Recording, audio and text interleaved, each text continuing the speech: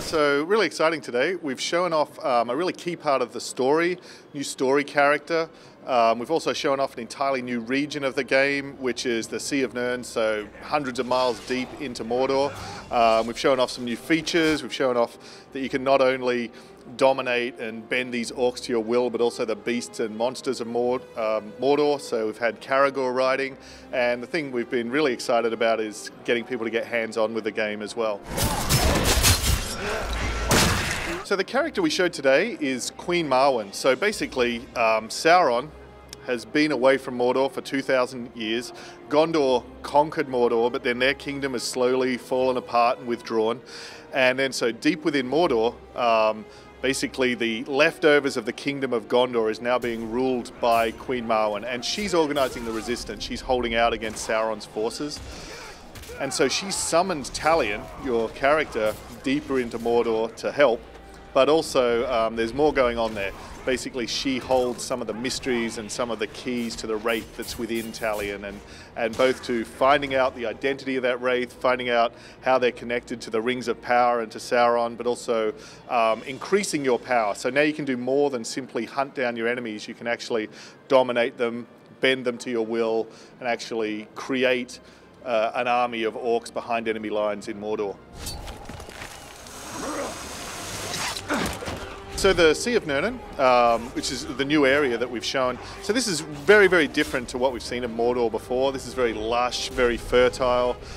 When, you know, in Lord of the Rings we learn this is the way that Sauron manages to feed his vast armies, because he'll have slaves farming, you know, these fields. He'll be drawing fish from the sea here. So this is really key to the operation of Mordor. So it's a really good place to get behind enemy lines and try and disrupt his plans.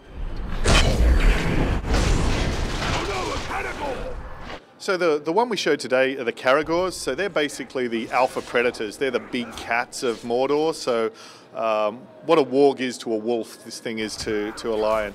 And the great thing with them is you can dominate them, you can use them as a mount, and they can do a bunch of stuff that mounts normally can't do in games. So as big cats, they're very, very good at climbing, they're extremely good in combat, they're extremely fast, so they really augment your power there as well. So yeah, Mordor is an interesting place because it's had thousands of years of history. So the Ungol, which is the black speech word for spiders, we do start to touch on that. But this is 60 years before the War of the Rings, so her relationship with Sauron's kind of interesting.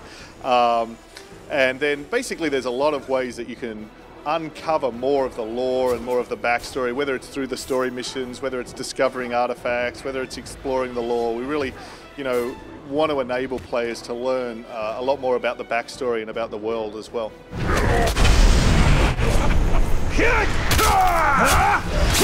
The sort of big story moments that we got with this one is how the Nemesis system, which really is our key innovation, it's what makes this a truly living world. You're creating your own unique bosses, your own unique sub-bosses, your own memorable moments.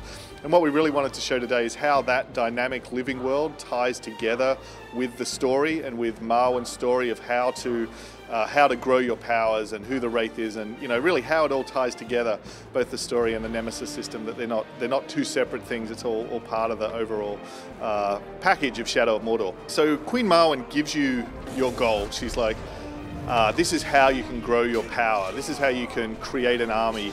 This is the power that the Wraith gives you. So she presents you with that story goal, but how you go about achieving that goal is going to be completely different for every player. So it's a combination of really having a very, very authentic story driving it forward, but giving players a totally unprecedented level of freedom and choice and creativity about how they actually pursue that story goal.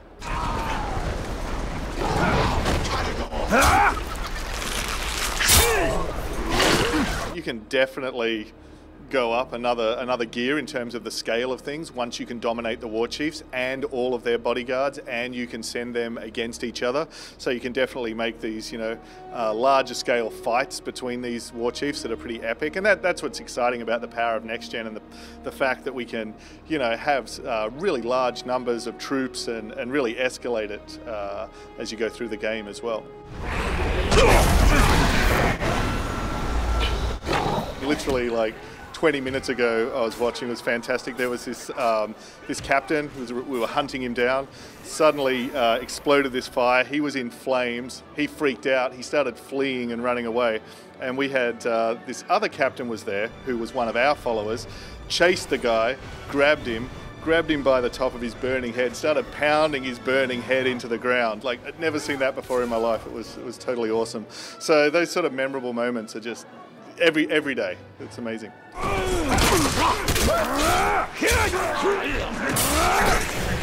We're working on the Xbox One and PlayStation 4 versions, and Behaviour is another studio. They're 100% dedicated on the Xbox 360 and PS3 versions, and we're obviously helping and supporting them.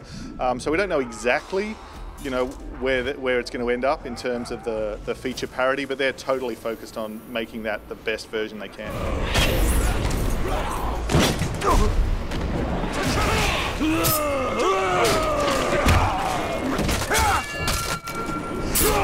Middle-earth, Shadow of Mordor comes out on October 7th, and it's coming out on PlayStation 4, Xbox One, PC, Xbox 360 and PlayStation 3.